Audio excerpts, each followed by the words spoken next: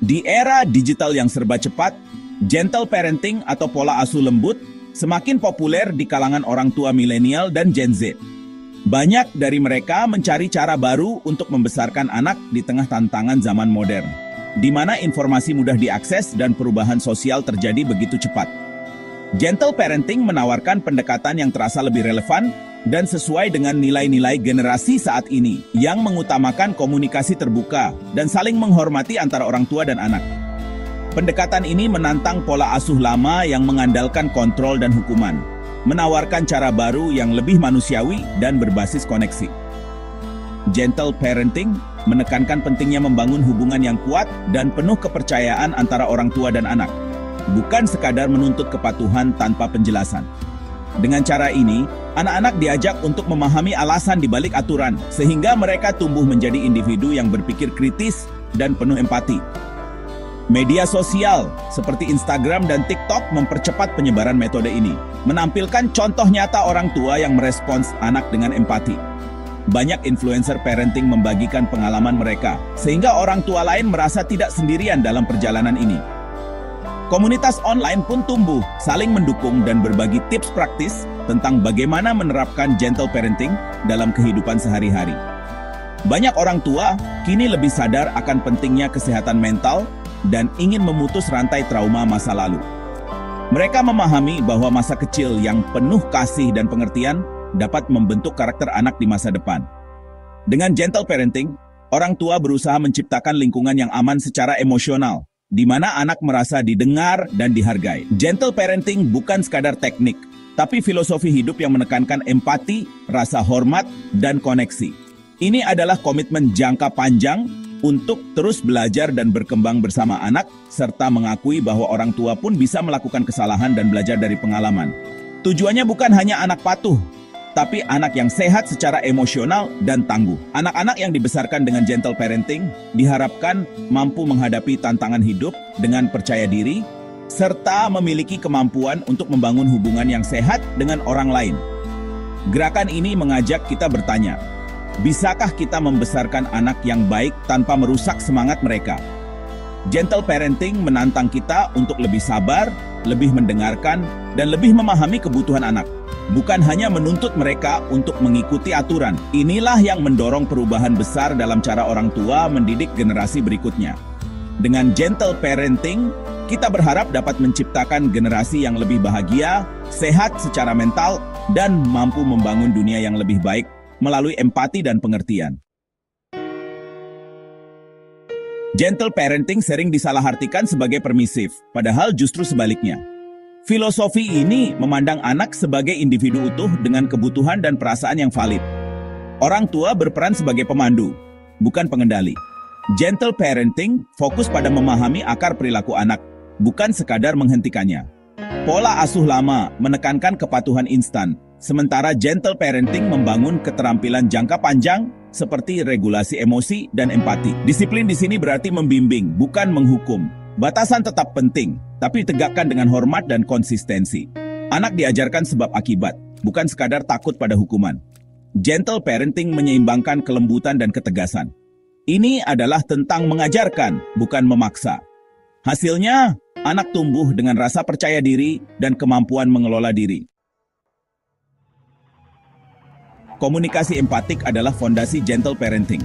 Dengan membangun komunikasi yang terbuka dan penuh perhatian, orang tua dapat menciptakan suasana rumah yang nyaman dan aman bagi anak.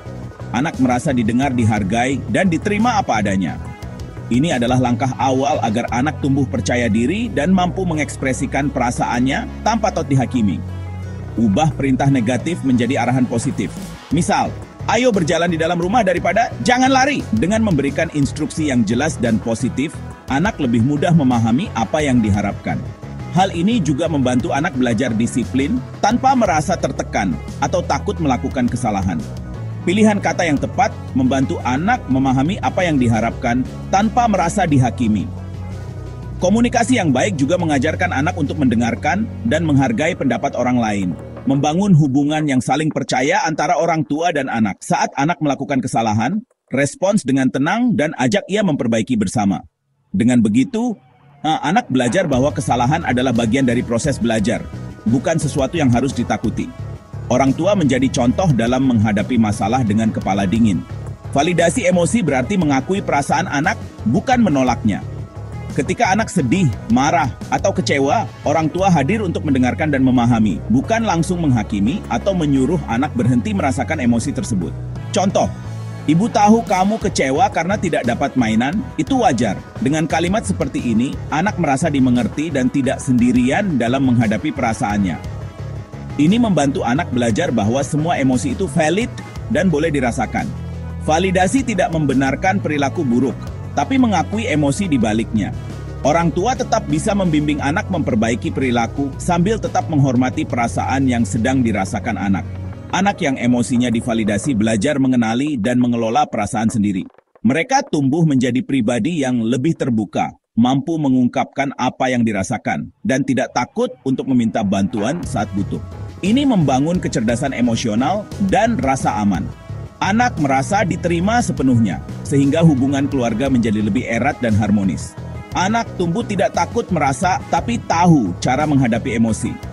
Mereka belajar bahwa perasaan apapun yang muncul adalah bagian dari diri mereka, dan mereka mampu mengelolanya dengan baik. Semua emosi adalah bagian dari proses tumbuh kembang yang sehat. Dengan komunikasi yang empatik dan validasi emosi, anak akan tumbuh menjadi individu yang kuat secara emosional dan siap menghadapi tantangan kehidupan.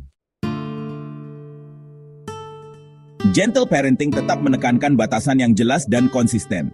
Dalam pola asuh ini, orang tua tidak ragu untuk menetapkan aturan, namun cara penyampaiannya dilakukan dengan penuh rasa hormat dan kasih sayang.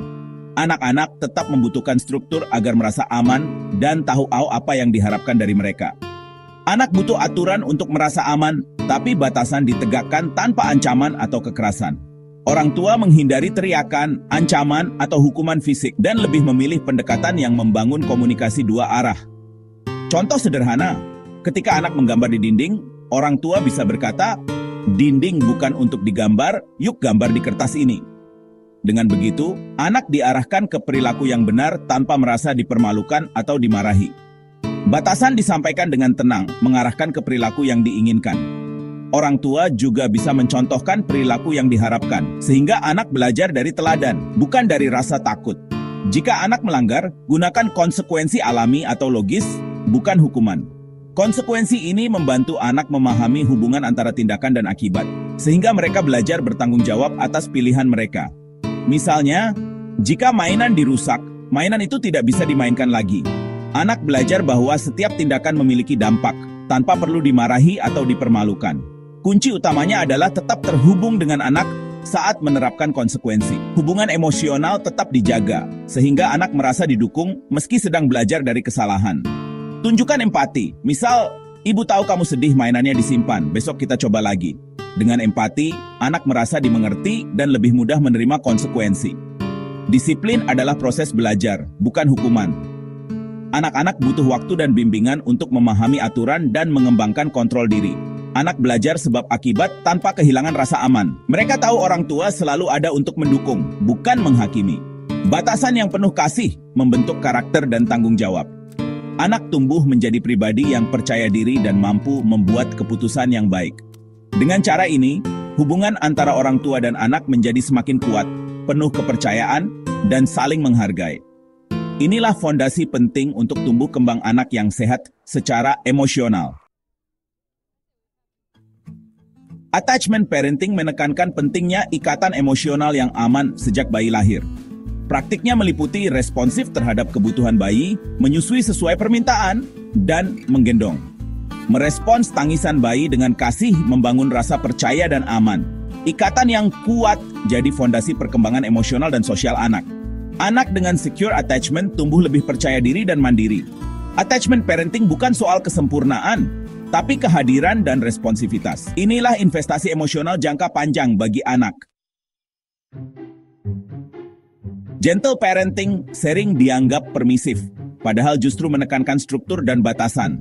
Tidak adanya hukuman keras bukan berarti tanpa aturan. Anak butuh batasan untuk merasa aman dan belajar tentang dunia. Gentle parenting mengajarkan disiplin lewat empati, bukan rasa takut. Disiplin adalah kesempatan mendidik, bukan menghukum. Saat anak tantrum, tujuan utamanya adalah mendampingi dan mengajarkan cara menenangkan diri. Gentle parenting mencari keseimbangan antara empati dan ketegasan. Anak dibimbing membuat pilihan, bukan dibiarkan semaunya. Hasilnya, anak tumbuh bertanggung jawab dan tangguh secara emosional.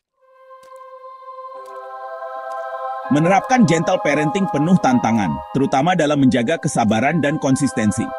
Tantangan terbesar sering datang dari dalam diri orang tua, apalagi saat lelah atau stres. Konsistensi antar pengasuh juga penting agar anak tidak bingung. Perbedaan pandangan dengan keluarga besar bisa jadi rintangan, butuh komunikasi terbuka. Tekanan sosial kadang membuat orang tua ragu, apalagi saat anak tantrum di depan umum. Gentle parenting menuntut refleksi dan belajar terus-menerus. Orang tua harus berani mengakui kesalahan dan belajar dari pengalaman. Menjadi lembut pada anak dimulai dari belajar bersikap lembut pada diri sendiri. Perjalanan gentle parenting bisa dimulai dari langkah kecil. Ubah satu kalimat negatif menjadi positif setiap hari.